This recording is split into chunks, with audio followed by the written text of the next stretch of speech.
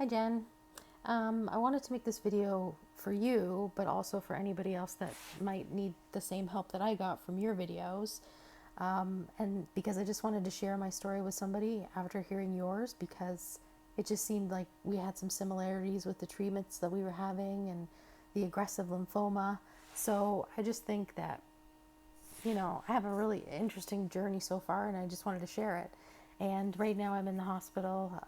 My last day of EPOC, I had to get admitted because it's a Saturday, but my bag isn't as empty as I thought, so I have time to kill. So, anyway, let's go to the beginning. I live in Canada. I'm in Ontario. I work in Toronto. I commute every day. I'm very active, very healthy. And I had started to notice, because I had a Fitbit, that my resting heart rate was going up. So my resting heart rate was always around 70. And I wore it every night because I like the silent alarm. And then I noticed around the beginning of October that it started to climb and I could feel my heart beating. I was having trouble sleeping because I started to get discomfort in my heart. Things like that. Very subtle, nothing alarming, no other symptoms, nothing. So I called my doctor. I remember I was sitting at work and I had said, I just don't feel well. And I called my doctor and I just said, yeah, my heart rate's like 105 and I'm just sitting at my desk. And she suggested that I go to Emerge. And we had also talked about my heart a few months ago, just for some random reason. And I was supposed to go see a heart specialist. I never did. So instead of going to see the heart specialist, I chose to go to the emergency room. So I left work at 2 p.m. and I walked a few blocks in Toronto to Toronto General. And when I went into the emergency room to check in, I said, I think I'm having a heart attack. That's what I thought. So they checked me in. They did blood work. I think they did a chest x-ray. And then they did, then they came in and talked to me about my blood work. And the doctor was like, your blood work looks fine, but there's something that's high. It's called your D-dimer, which is indicative of blood clots, which I thought was really strange. So, and then I think they had seen something on the x-ray, so he pulled in like this portable, I can't even think of the word because I probably have chemo brain, like you say. Not the echo, but the other one. Anyway, ultrasound. So he looked and he had somebody with him so I could hear them talking, and they mentioned pericardial effusion. So I had something around my heart. Plus there was also something that they were seeing in the chest. So at this point, I was very far from home and I commuted and it was getting late. And I actually got checked out against medical advice, but only because I wanted to go to my home hospital where I lived. And the doctor said, please don't take this lightly. You need to go there right away. So I did. I redid all of the tests, the blood, the x-ray, and the ultrasound. And then, or sorry, not the ultrasound. I think I only had done the x-ray and whatever and at that point. And my doctor, because it was now like 1 a.m, the doctor was going to send me home because they wanted to do a CT scan. But she said it's closed. So she goes, I'll send you home with a blood thinner because of the D-dimer, and then you come back in the morning. I questioned her. I said, but look at the results from Toronto General, because I had downloaded them on the way home. And I said, there's something going on with my chest. So when she did the ultrasound and she saw the pericardial effusion, she said, oh, I can't send you home, especially with a blood thinner, because I could kill you. So good thing to always question your doctors. She called somebody immediately to come in to do the CT scan in the middle of the night, because apparently this was serious. And I remember I waited an hour. I got the CT scan done, went back to the room that I was waiting in Emerge, took a nap, woke up, was told I had a mass in my chest, and it was probably lymphoma. So I guess compared to a lot of things that I'm hearing, I was very lucky, sort of in a sense, because they told me what I had immediately. They wanted to keep me in the hospital, but I decided to check out again at 3 a.m. just to go see my husband, because he was very worried, obviously, and he doesn't like hospitals. Who does, right? So I saw him. We came back at 7 a.m, got admitted, and I was there for a couple days. So while I was there, I had a CT of my head and my abdomen, which were clear because they wanted to make sure there was nothing else. I had an echo. And then after like 48 hours, I got checked out to go home, and that's when all of the referrals started happening. So I got referred for a biopsy. I got referred for a thoracic surgeon because if it wasn't cancer, I guess, how do they take the mass out? So I had a biopsy, I want to say a week or two later. I can't remember all the dates. And then a week after, I went to see a thoracic surgeon, and that's when he had the results, a week after my biopsy, and it was large diffuse B-cell lymphoma.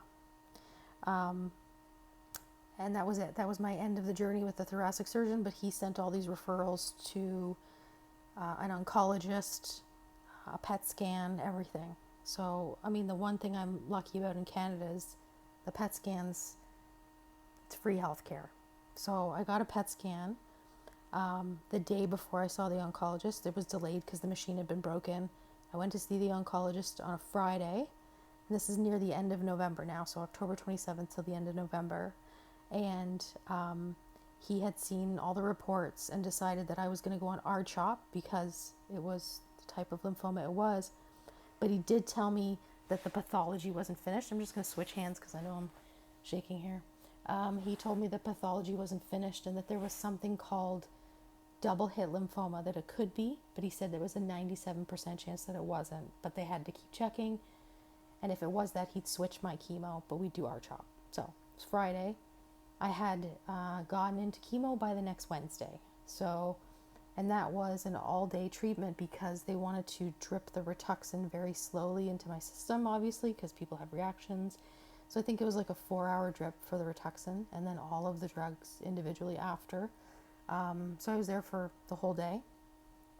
And that was it. Like after my first treatment, on the Saturday, I shaved my head because I knew the hair was going to come out. No major side effects, just a lot of worry about what might happen. So it was more psychological.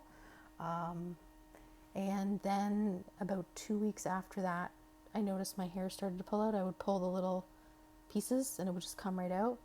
So we took a razor and we shaved it right off because it was all over my pillow. It was itchy. So not long, just the week before I was supposed to go on my next chemo, which was a 21-day cycle. I remember it was a Thursday. I was supposed to go to the next Wednesday for the chemo. Thursday, my oncologist calls me and he says, hey, guess what? It's double hit. So I had a 97% chance of it not being it, and it is. Double hit's worse. So he said, we're going to up the game and we're going to put you on EPOC. Now, let me go back and talk to you about October before my chemo. I forgot this part.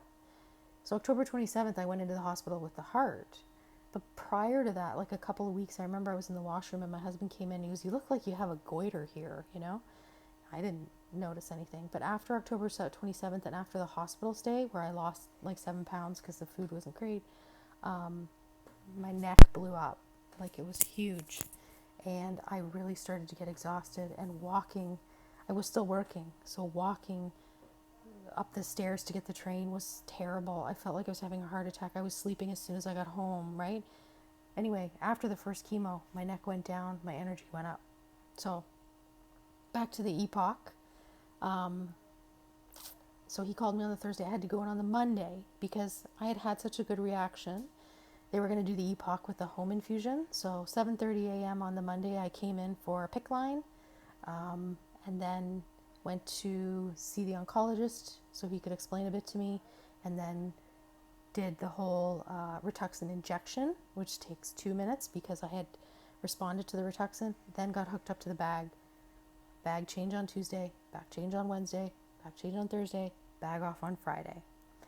So because of the holiday, this is why I'm in the hospital, because it's Saturday and the clinic's not open, and I have to get admitted. So, I mean, that's fast tracking all of my treatments. So I've basically had 3 chemos because I'm finishing today. I'm getting the last drug today. Vincristine, I think is one name for it. So I've had 3 chemos, but I don't think he's going to count the R-CHOP.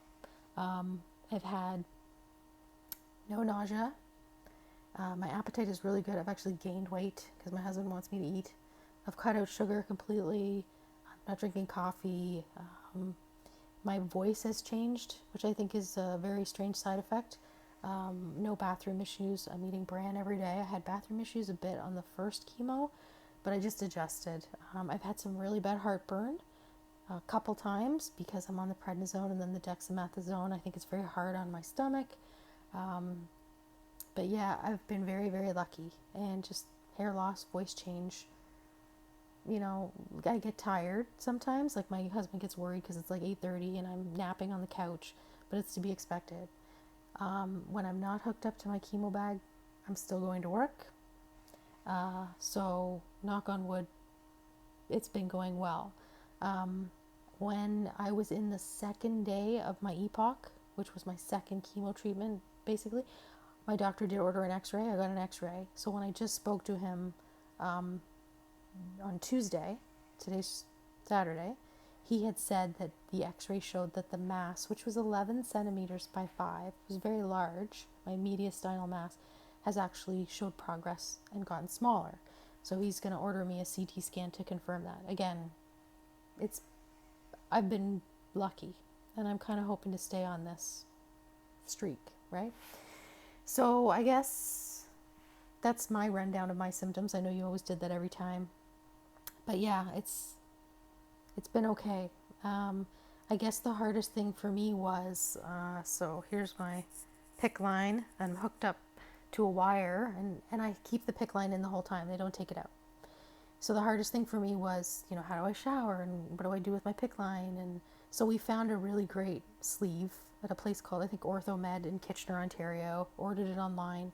It's wonderful. I can have a comfortable shower. I don't have to put saran wrap around my arm. I bought PICC line covers, which are beautiful, and they have lots of nice designs from a place called Aya, AYA. I got it on Etsy, and I went and bought not this one, but I bought 8 bandanas for $17 on Amazon. I'm okay with bandanas. I was wearing a hat, a really nice hat, but that's another symptom is I feel like a furnace comes on inside of me for a minute, where it's like it just turns on a fire inside of me, and then it stops. Of course, they talked to me about fertility at the beginning of this. I'm 45. It wasn't something I was concerned about, but I do understand that early menopause is probably something that's happening. I haven't gotten my period since my first chemo. I don't have to shave my legs. That's a bonus. But yeah, I think that's where I'm at. That's a fast forward of where I'm at. And, if this helps anybody to go, hey, that's what I'm going through too, and you want to throw a comment in or a question, that's great. But also, it was just sort of because I wanted to share my story with Jen, first and foremost, because finding her videos, like I said, it's always nice when you don't feel alone, and when you see somebody who is so positive, because everybody, even my family doctor, when she found out I was going to work, she's like, yeah, stay positive. I do believe that having a positive mindset is important in this, like believing that you're going to make it through, and believing you can beat it. So don't get discouraged. I had a down day yesterday, like, don't get me wrong, right? But yeah, so that's where I'm at right now, and good luck to everybody. And Jen, it was nice to virtually meet you.